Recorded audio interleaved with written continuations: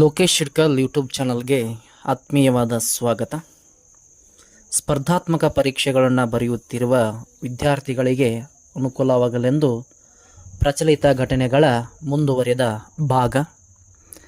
ಮೊದಲನೇ ಪ್ರಶ್ನೆ, ಇತ್ತೀಚೆಗೆ GST ಎಷ್ಟನೇ ಸಭೆಯನ್ನು ಕರೆಯಲಾಗಿದೆ?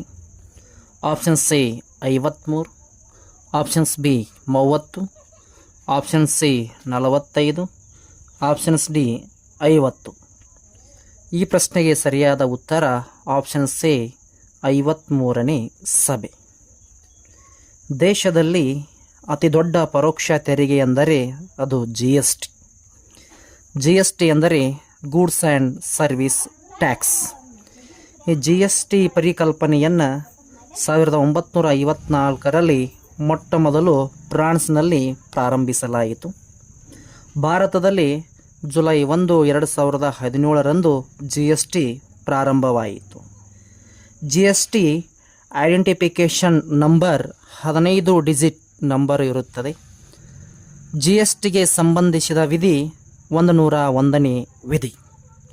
GST ಧ್ಯೇಯ ವಾಕ್ಯ ಒಂದು ದೇಶ ಒಂದು ತೆರಿಗೆ. ಈ ಪರಿಕಲ್ಪನೆಯನ್ನು ಕೊಟ್ಟವರು ಮೊದಲು ಅಟಲ್ ಬಿಹಾರಿ ವಾಜಪೇಯಿ. ಭಾರತದಲ್ಲಿ ಅತಿ ಹೆಚ್ಚು GST ಸಂಗ್ರಹಿಸುವ ರಾಜ್ಯ ಮಹಾರಾಷ್ಟ್ರ. GST ದಿನವನ್ನು ಜುಲೈ 1ರಂದು ಆಚರಿಸಲಾಗುತ್ತದೆ. ಮುಂದಿನ ಪ್ರಶ್ನೆ, ಕರ್ನಾಟಕದಲ್ಲಿ ಪ್ರಸ್ತುತ ಎಷ್ಟು ರಾಮ್ಸರ್ ತಾಣಗಳನ್ನು ಹೊಂದಿದೆ? Options A 2, options B 3, options C 4, options D 10. ಈ ಪ್ರಶ್ನೆಗೆ ಸರಿಯಾದ ಉತ್ತರ ಆಪ್ಷನ್ ಸಿ 4.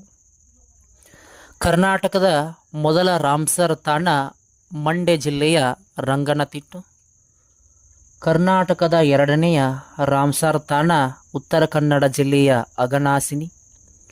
ಕರ್ನಾಟಕದ ಮೂರನೇ ರಾಮ್ಸರ್ ತಾಣ ವಿಜಯನಗರ ಜಿಲ್ಲೆಯ ಅಂಕಸಮುದ್ರ. ಕರ್ನಾಟಕದ 4ನೇ ರಾಮ್ಸರ್ ತಾಣ ಗದಗ ಜಿಲ್ಲೆಯ ಮಾಗಡಿ. ಭಾರತದಲ್ಲಿ ಪ್ರಸ್ತುತ 82 ರಾಮ್ಸರ್ ತಾಣಗಳಿವೆ. ಪ್ರತಿ ವರ್ಷ ಫೆಬ್ರವರಿ 2ನ್ನು ಜೌಗು ದಿನವನ್ನಾಗಿ ಆಚರಿಸಲಾಗುತ್ತದೆ. ಅತಿ ಹೆಚ್ಚು ಜೌಗು ತಾಣ ಹೊಂದಿರುವ ರಾಜ್ಯ ತಮಿಳುನಾಡು. ಅತಿ ಹೆಚ್ಚು ಜೌಗು ತಾಣ ಹೊಂದಿರುವ ದೇಶ ಅದು ಇಂಗ್ಲೆಂಡ್. ಮುಂದಿನ ಪ್ರಶ್ನೆ, ವಿಶ್ವದ ಮೊದಲ AI ಸಾಫ್ಟ್ವೇರ್ ಇಂಜಿನಿಯರ್ ಹೆಸರೇನು? Options A devil, options B Devin, option C Alexa, option D ಹಪಗ. ಈ ಪ್ರಶ್ನೆಗೆ ಸರಿಯಾದ ಉತ್ತರ ಆಪ್ಷನ್ಸ್ ಬಿ ಡೆವಿನ್. AI ಎಂದರೆ ಆರ್ಟಿಫಿಷಿಯಲ್ ಇಂಟೆಲಿಜೆನ್ಸ್. 1954ರಲ್ಲಿ AI ಬಗ್ಗೆ ಮೊಟ್ಟ ಮೊದಲ ಬಾರಿಗೆ ಅಮೇರಿಕಾದಲ್ಲಿ ಪರಿಚಯಿಸಲಾಯಿತು. ಅದನ್ನು ಪರಿಚಯಿಸಿದವರು ಜಾನ್ ಮೆಕಾರ್ಥ್. ಅಮೇರಿಕಾದಲ್ಲಿ ತಯಾರಿಸಿದ AI ತಯಾರಿಸಿದ ಕಂಪನಿ ಕಾಗ್ನಿಶ್ ಕಂಪನಿ. ಭಾರತದ ಮೊದಲ AI ಆ್ಯಂಕರ್ ಲೀಸಾ. ದಕ್ಷಿಣ ಭಾರತದ ಮೊದಲ AI ಸೌಂದರ್ಯ. ಮುಂದಿನ ಪ್ರಶ್ನೆ, ಒರಿಸ್ಸಾದ ಕರಾವಳಿಯಲ್ಲಿರುವ ಹೊಸ ಸಮುದ್ರದ ಪ್ರಭೇದವಾದ ಸಮುದ್ರ ಸ್ಲಗ್ ಈ ಕೆಳಗಿನ ಯಾರ ಹೆಸರನ್ನು ಇಡಲಾಗಿದೆ? Options A Narendra Modi, options B Draupadi Murmu, options C Naveen Patnaik, options D Amit Shah. ಈ ಪ್ರಶ್ನೆಗೆ ಸರಿಯಾದ ಉತ್ತರ ಆಪ್ಷನ್ಸ್ ಬಿ ದ್ರೌಪದಿ ಮುರ್ಮು. ದ್ರೌಪದಿ ಮುರ್ಮು ದೇಶದ 2ನೇ ಮಹಿಳಾ ರಾಷ್ಟ್ರಪತಿ. ಪ್ರಥಮ ಮಹಿಳಾ ರಾಷ್ಟ್ರಪತಿ ಪ್ರತಿಭಾ ದೇವಿ ಸಿಂಗ್ ಪಾಟೀಲ್. ದೇಶದ ಮೊದಲು ಬುಡಕಟ್ಟು ರಾಷ್ಟ್ರಪತಿ ದ್ರೌಪದಿ ಮುರ್ಮು ಅವರು ಬುಡಕಟ್ಟು ಸಂತಾಲ. ಮುಂದಿನ ಪ್ರಶ್ನೆ, MG ನರೇಗಾ ಕರ್ನಾಟಕದಲ್ಲಿ ಪ್ರಸ್ತುತ ಕೂಲಿನ ದರ ಎಷ್ಟು? Option C 326, options B 349, option C 341, options D 374. ಈ ಪ್ರಶ್ನೆಗೆ ಸರಿಯಾದ ಉತ್ತರ ಆಪ್ಷನ್ಸ್ ಬಿ 349 ರೂಪಾಯಿ. ಮಹಾತ್ಮ ಗಾಂಧಿ ರಾಷ್ಟ್ರೀಯ ಗ್ರಾಮೀಣ ಉದ್ಯೋಗ ಖಾತ್ರಿ ಯೋಜನೆ 2005ರಲ್ಲಿ ಈ ಕಾಯ್ದೆ ಆಯಿತು. 2006 ಫೆಬ್ರವರಿ 2ರಂದು ಜಾರಿಗೆ ಬಂತು. ಮಹಾತ್ಮ ಗಾಂಧಿ ನರೇಗಾ ಯೋಜನೆ ಮೊಟ್ಟಮೊದಲು ಆಂಧ್ರ ಪ್ರದೇಶದ ಅನಂತಪುರ ಜಿಲ್ಲೆಯಲ್ಲಿ ಪ್ರಾರಂಭವಾಯಿತು. ಗ್ರಾಮೀಣ ಭಾಗದಿಂದ ವಲಸೆ ಹೋಗುವುದನ್ನು ತಡೆಗಟ್ಟಿ ಉದ್ಯೋಗ ನೀಡುವುದು ಇದರ ಮುಖ್ಯ ಉದ್ದೇಶ.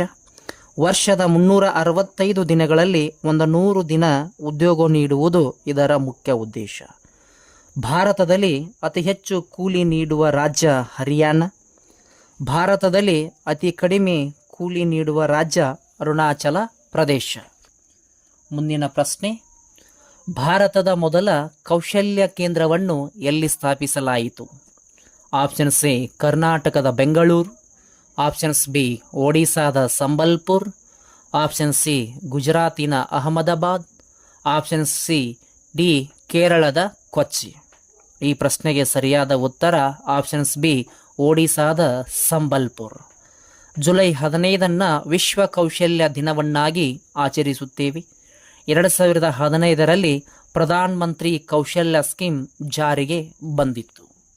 ಮುಂದಿನ ಪ್ರಶ್ನೆ, ರುದ್ರಂ 1 ಕ್ಷಿಪಣಿಯನ್ನು ಯಾವ ಸಂಸ್ಥೆ ಅಭಿವೃದ್ಧಿಪಡಿಸಿದೆ? Options A ESA, options B JAXA, option C DRDO, options D ISRO.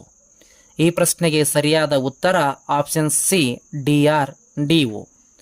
DRDO ಅಂದರೆ defence research and development organisation.